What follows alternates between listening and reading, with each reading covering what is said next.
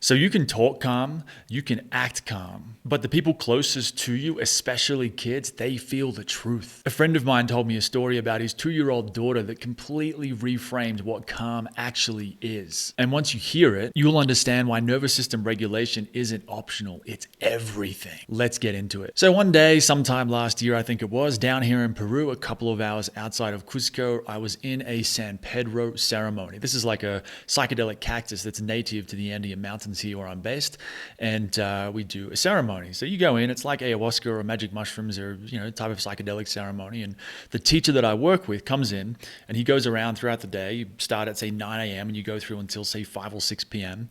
And the teacher that I work with, he'll come around every hour or two and just check in. How are you doing? Maybe tell you some stories, talk to you, find out what's going on, what are you feeling in your body. And I remember one ceremony in particular, I was asking him, or we were talking about what it meant to be calm or to be strong or to be able to hold space for, say, a part of yourself that's upset.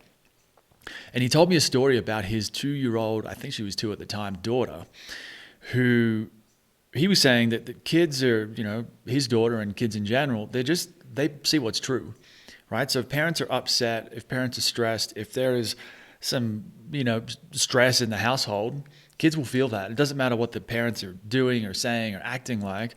If the underlying feeling is stress, the kids will pick up on that. And the kids won't relax. They won't feel safe until the parents truly feel safe, right? So the point here, the way he said it to me with his 2-year-old daughter, is that he can act calm, right? He can move slowly and sort of look around, sort of have the body language of calm, sort of act relaxed.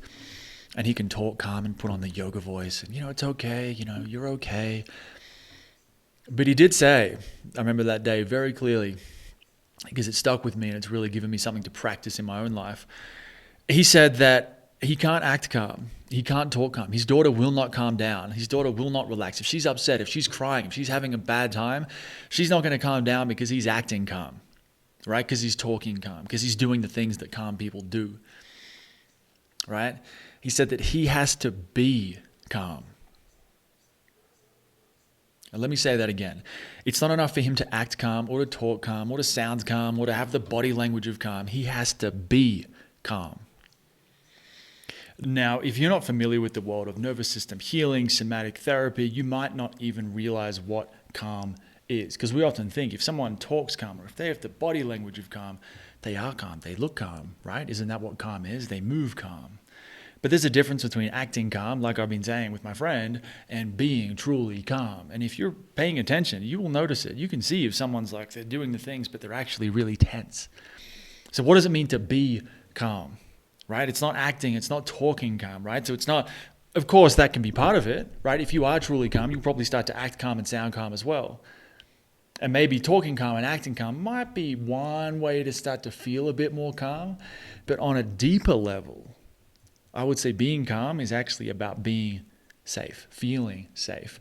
To use some nervous system language, right? We have a stress response. There is a threat. Someone's screaming at us. Something bad happens. We go into fight or flight. Most people are aware of that. So we try to neutralize the threat by attacking it to destroy it or by running away. And if we can't do that, we freeze, we shut down, we might people please. That's the fawn response. Right now, most people in most places on the planet right now are in some amount of chronic activation. What I mean by that is this fight, flight, freeze, fawn. We can call this the survival response. They are in this all the time, and most people don't realize it.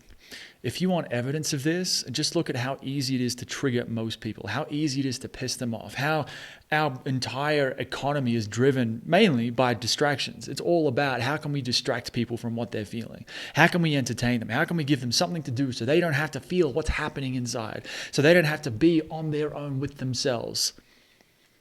Right? To me, that's the evidence that most people are not truly calm. Take an average person off the street and start to apply pressure to them. With the stress, take away their sleep. See how long they stay calm for. This is what I mean, right? So most people are not truly calm. But true calm would be, you've got that arousal curve of fright, flight, freeze, and fawn. Freeze is at the top here. True calm is being at the bottom. Not frozen there, not stuck there, able to go into that emotional response when you need to. But for the most part, when you are calm, when it is safe, you're just down here. You're not up here at the top of the bell curve. You're just at the bottom. You're calm. You're good. Now, what that's going to feel like in the body, well, the mind is going to be relatively quiet. The body, which is more the missing piece, I think, for most people, it certainly has been for me, the body is going to be soft, right? You're not going to be tapping away on something, fidgeting. You're going to be still. The body's going to be still. It's going to be soft as well. There's not going to be all this tension all over the place, right? You're not going to feel anxious or stressed or depressed or it's hard to sleep. You're just going to be totally here. And we've all probably had times when we're like this. And I'm talking about doing this without drugs, without substances, without foods, without tricks, without coping mechanisms, being truly calm. This means that someone can cut you off in traffic and you're good. Someone can be trying to choke you out in jiu-jitsu and you don't freak out. You just calmly do what is needed for the situation. Your partner can be screaming at you and you can just hold it. You can sit there and look at them. Not with aggression, not with belligerence, not with like a smirk or a mocking kind of smile on your face. You just 100% here. There's no leaving. There's no disappearing off into your head, withdrawing, running away. You're here. It's not about never feeling fear or never feeling different emotions. It's about having the capacity to hold them.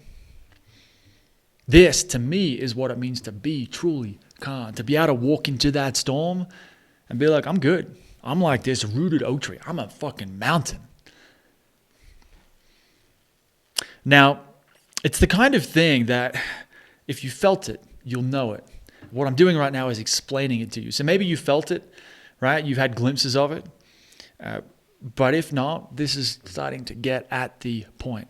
Now, the question is, why do I think this is the ultimate flex? Why would I say something so ridiculous that nervous system regulation is the ultimate flex? The reason is because I think it's what everyone actually, truly wants. Starting with the baby, right? Let's say a baby's crying, a baby's upset, right? They want some food, they want to cuddle, they want a hug, and they are screaming. They can feel the tension in the household between mom and dad. What does that baby want most of all? They just want to feel safe. They want to feel held. They want to feel like it's okay. That's all. They don't need abs or any of the crazy things that most humans need, abs or money or success or the right partner or all the different things. They just want to be held. They just want to be safe. And so I think as we get older, right, we carry these unresolved stress responses in us as we go into adulthood. And what we're really seeking deep down is that feeling of safety, that feeling of, I'm good, I'm here, I am calm. That's what we're seeking.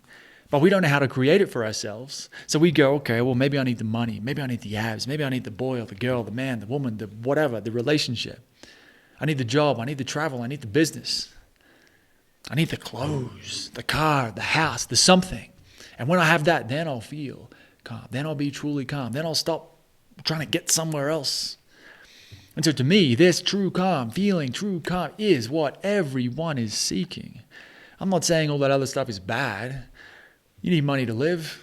You want to be healthy, work out in the gym. There's nothing bad or wrong about having abs. But the question is, you could have all that external stuff, but when shit hits the fan, right? When your kid's screaming at you, when your partner's screaming at you, when someone cuts you off in traffic, when you get into a fight, when your boss is upset with you, do you react from that place of survival? From fight, like you attack, you run away, you freeze up, you get still, you people please. Do you do that? Or do you like, okay, I can feel that response, that animal side of me that wants to do those things, and I can feel that, right? I can hold that. I have the capacity to experience that, but it doesn't control me. It doesn't break me. I can be calm within the storm of that. This is why I think nervous system regulation is the ultimate flex, because it's what everyone wants and it's what very few people know how to create for themselves. Think about what this could do for if you have kids, right? The kids are upset. What they really want is to feel you being calm, not acting calm, not talking calm, being calm. What about a partner, right? The partner's upset with you. They're screaming at you. They're upset with you. And whether it's true or not is beside the point. They're upset right now and they're expressing it. They need to get it off their chest. Now, if you react to they're upset with you and you get upset with them, it's like force meeting force. If you do jiu-jitsu, you'll learn this. It never ends well. Someone gets hurt, right? There's an explosion. But if you can hear that, someone can be screaming, even your boss, you can be like, okay, tell me. Tell me what you want to tell me. And I can hold that. I can feel my reaction and I can still be calm in that. You'll become like an island, a mountain for the people around you. Just think about the power in that. Think about the strength. right? And then you can have someone tell you all this stuff. And you can be like, yeah, cool. Not in like a, yeah, cool, whatever, man, like a sarcastic, but like I've got you. I can handle this. I've been there in myself. And that leads me to the next point. You might think, well, how do I develop this kind of calm? And this is the interesting thing, the ironic thing maybe about calm. Is this, that to get to this kind of place, and I will say, in complete honesty, I'm not there. I have moments of this. I have glimpses of it, but I'm not there yet. This is not something that I can just drop into on demand, but I'm getting a lot closer. Anyway, the ironic thing about it is that to get to this point requires being not calm. You need to go in and face all this stuff that you've been avoiding, the anger from the past, the sadness, the fear, the shame, the I'm a piece of shit, the imposter syndrome, all of that, all of it. You learn how to deal with that. You learn how to build capacity and hold space for that.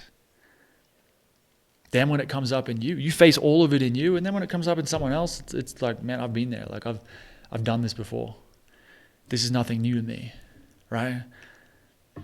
Like when your child's screaming at you and they're upset about something. If you haven't dealt with that aspect of yourself that's still upset in that way, that child's just going to trigger the hell out of that inside of you. And you're not going to know how to, if you can't deal with it in here, how are you going to deal with it out there? Like with your partner's attacking you and they're telling you all these mean things. If you haven't faced that stuff in yourself, how are you going to face it when it comes from them? So it starts in here. It starts by you and me, all of us, facing this stuff inside, facing the demons, the darkness. And then as we do that and we learn to hold space for that, we learn to still feel safe and still feel calm, even in the presence of great fear. That's when that true calm starts to come online. That's when we can be in the chaos of life, in jiu-jitsu, in a family situation, and we're okay. The question is, how do you develop this? Well, it starts with that, like I said, learning how to feel all this stuff. Now, there's a lot of people selling things that'll teach you how to do this, meditation, journaling, like it's all the self-help sphere.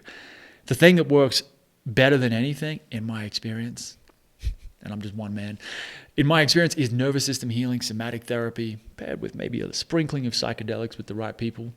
But it's learning how to get into your body, right? How to start to feel your sensations, how to stop constricting and bracing around everything, right? To stay open no matter what's unfolding, right? That starts with, looking around, looking around to see if it's safe. Can you feel the ground? Can you notice your breath? Can you put these together? Do you understand the nervous system stress response, the theory of this?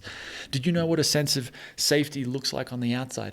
Do you know what safety feels like on the inside? That's something I haven't really covered here. But safety, there's a sense of internal safety that comes. You can talk calm and act calm, but if your body's all twisted up inside and braced and tense, even if you don't feel that, it doesn't mean the other person can't feel that. They might not be conscious of feeling it, but they'll feel it in the constriction inside you. So you need to know what internal safety feels like. So then you can notice when it's not safe and then relax around it and drop back into it. Really, it's about mastering your nervous system, mastering your stress response. And then if you want to go after that and go make money and get some abs and get a house or car or travel, whatever the hell you want to do, that's cool. But now you'll be doing it from like a fortress of calm, like an island, like a stronghold. You're rooted. If you want to learn how to do this, I do have a free lesson from the Rage Hard Academy on YouTube. I'm going to put it here or here. Click that. It'll take you through the Rage Hard process for regulating your nervous system and learning how to flex. Go check it out.